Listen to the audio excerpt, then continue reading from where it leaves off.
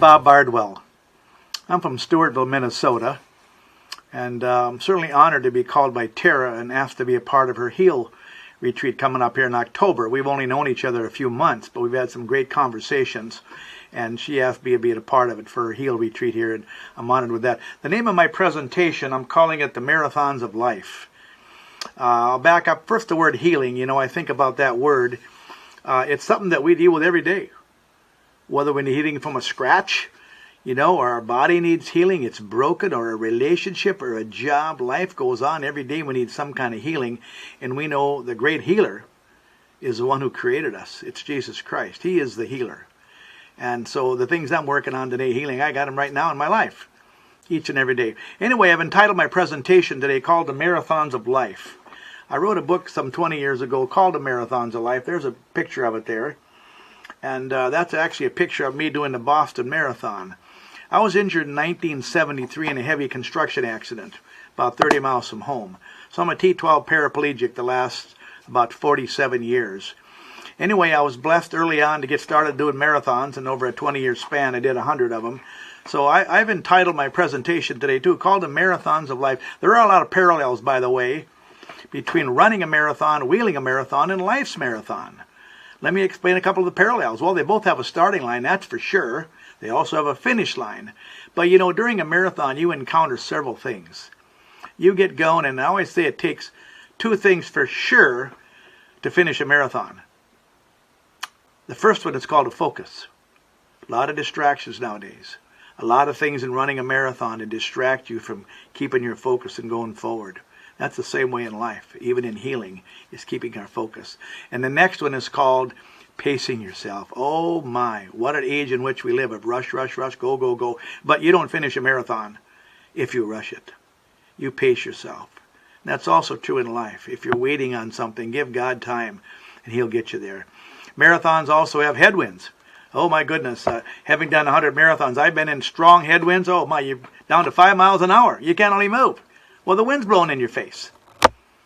But I've also had tailwinds behind me where I'm zooming down the road. And I've also had sunshine. I've also had rain and snow and sleet. And one of the challenges of marathons, it's called hitting the wall. We all get tired and want to quit, but you got to keep going. Then there's Heartbreak Hill coming up in the Boston Marathon when you really want to quit and roll to the bottom and just give up and say, enough's enough, I'm going home. But no, you want to finish. So there are some parallels there. We'll chat about them a little bit. I do want to mention a little bit about my accident, a little bit more about that. 1973, I was involved in that heavy construction accident. And right now I want to share a bit about, you know, some of the lessons learned. You can certainly share lessons. It's mostly through adversity that we learn some of the greatest lessons of life. So what are a few things that my injury has taught me? Number one, I'm learning every day, I call it, that life's fragile and short. Life is fragile. It's not very long. Oh my goodness. What I have today, I may not have tomorrow. Who said I would? And life's not very long. Days and years are just clicking along in my life so fast. How does that help me? Well, it helps me appreciate the day. Give God thanks for the day. It is a present that I can have so many hours in this day and thank Him for it. I didn't say my day would be easy. I didn't know what's coming. But that's one of the lessons that my injury continues to teach me. Number two is called Look to the Future. Someone has said is the greatest destroyer of a bright future is dwelling on the past. I said dwelling. We're to learn from the past, of course. Why wouldn't we? But to dwell on the past, that's never God's plan. God wants me to move on. Let go of my grudges and my disappointments and move on in life. God's got a bright future. So no dwelling, learn from the past, and you'll have a bright future as well. The third one is the two words, you've heard this before. One's called being a victim. The other one's called being a victor. So what is a victim? Well, you can describe them. They don't have too many happy days. They don't smile very often. They blame other people for all their troubles and trials. And they move on in life that way because they're victims. They don't grow. The other choice is called being a victor. Now, I didn't say it was easy. But what is a victor? Well, it's a person like you and me. We make choices. We make choices on being a victor. We smile more often. We thank God for what we have, not what we don't have. We look forward to the day. We help other people. Many, many ways that we can grow in our life to be victors. And I trust today that you can choose being a victor over a victim each and every day of your life. Someone has said that pain, sorrow, and disappointment, it's inevitable. It happens to everybody at different levels in their healing process. But misery, that's optional. Bob, I can be as miserable as I want, or I can choose joy, like my hat says up here, J-O-Y. I forgot about my hat. That's part of my life, is choosing joy. So just a couple of sayings that I try to always pass along to. Someone has said, you can't. Have you ever tried to direct the wind? Oh, yeah, give it a try. But you can adjust the sails. It's going to take a little longer to get there. But if you got wind blowing against you today, whether you're in a race or a run or a life or a healing process, ask God to help you to direct it and be patient with it. Here's kind of what I want to leave you with. It's called doing your best. It's what God's called us all to do. Plus, you can't do any better than that if you do your best in life. That's kind of my focus. Colossians 3 says, whatever you do, do it heartily unto the Lord. And the word best is, of course, just 4 letters. B-E-S.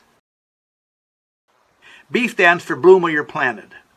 Bloom where you're planted.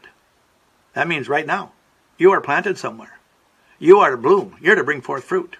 John 15:16 says this, ye have not chosen me, but I've chosen you and ordained you that you should go and bring forth fruit, and that your fruit should remain. Isn't that neat to know that you're called of God? He's chosen you.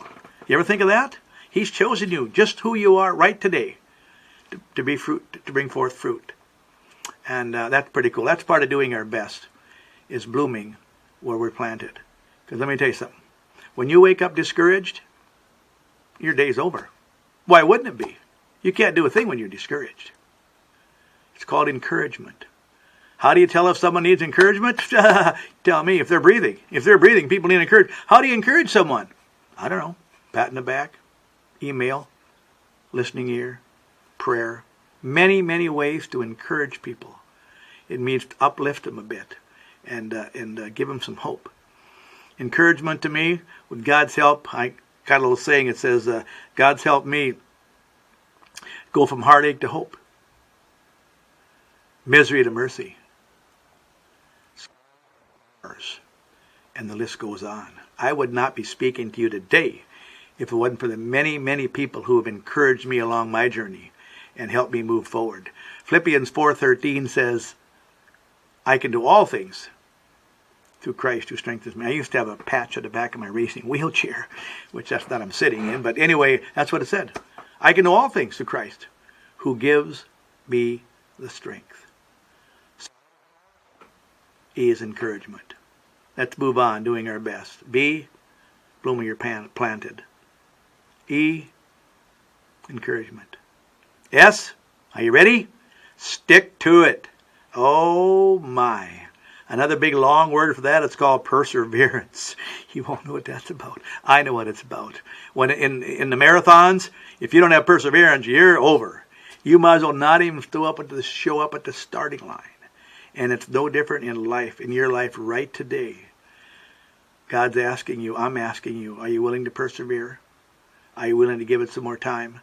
Galatians chapter 6 verse 9 says this, don't get tired of doing what is right, for in God's time, I'm talking about you will reap a harvest of blessings if you don't give up and quit.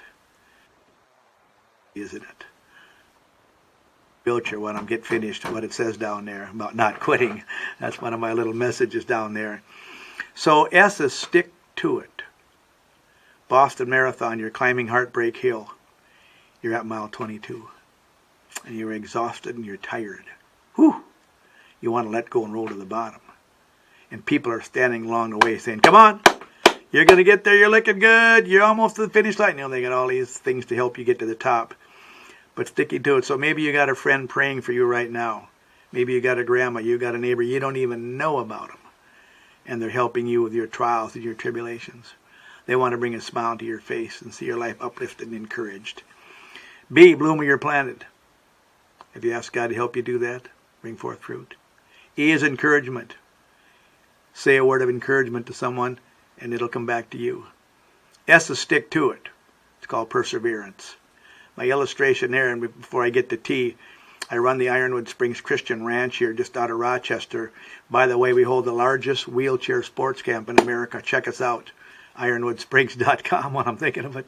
IronwoodSprings.com, and then my web is bobbardwell.org. Anyway, we built a lodge here called the Miracle Lodge. I had a dream to build a building with 24 rooms, all wheelchair friendly. A $5 million project.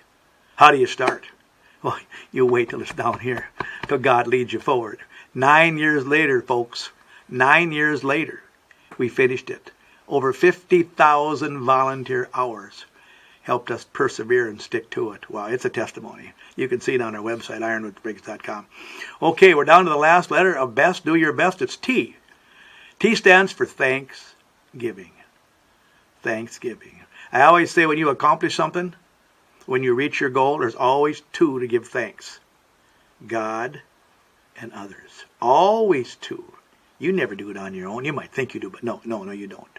Always turn up and give God the glory and give him thanks. And then the people around you that help you accomplish your goals. Giving of thanks. Says this, Hebrews 13:50. It says, let us offer the sacrifice of praise to God continually. That is the fruit of our lips, giving thanks unto his name. It's called thanksgiving. Are you a thankful person? Have you taken time today to thank God for things? I've got a book on my shelf over here. It's called The Happiest People on Earth. Really, that's the name of the book. And about page 100, he tells who they are. They're people like you and me who have found our gifts, our talents, our sweet spot, and we're using them. That's it. I qualify. I'm not perfect. I wish I had other gifts, but I don't. So I want to be the best Bob I can be. So I ask God every day to help me be one of those happy people to accomplish what I can do and be the happiest people on earth. Now, a couple things too in closing here.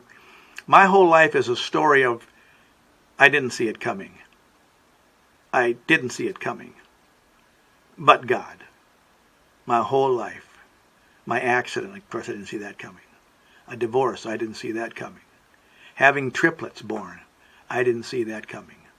Building the Ironwood Springs Christian Ranch and the Miracle Lodge, hosting military families disabled from around the whole planet, I didn't see that coming. It's all part of thanksgiving and gratitude. I didn't see it coming, but God.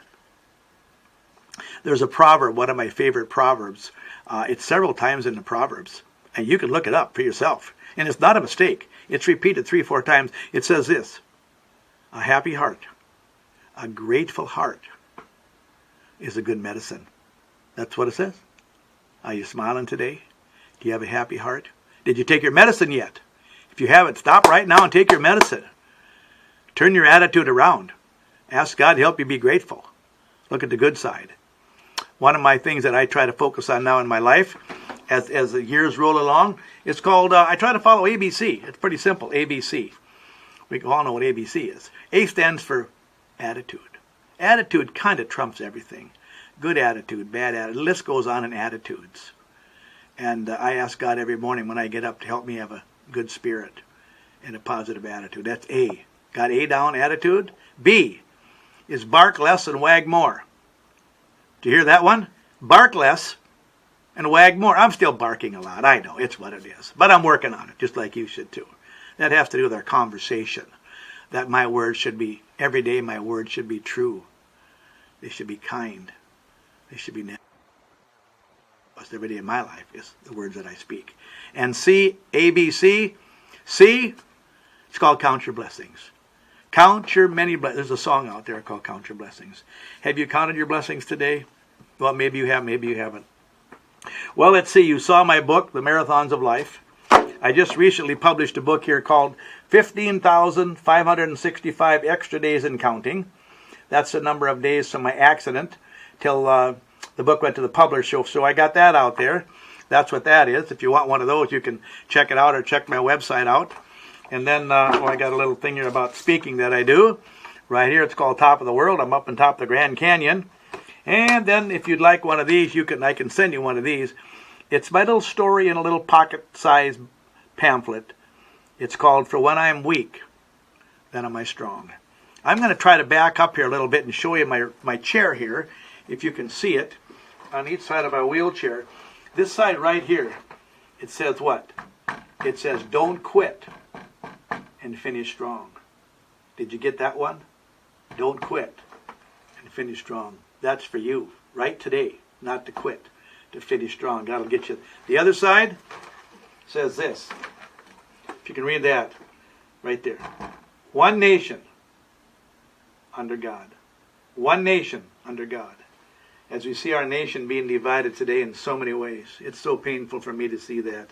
The best thing I can do every day is to pray, do my part, and ask God to heal our land if that's His will, and leave everything in His hand, because it's uncertain times in which we live. Well, that's my little sharing time. I look forward to joining some more of you before long.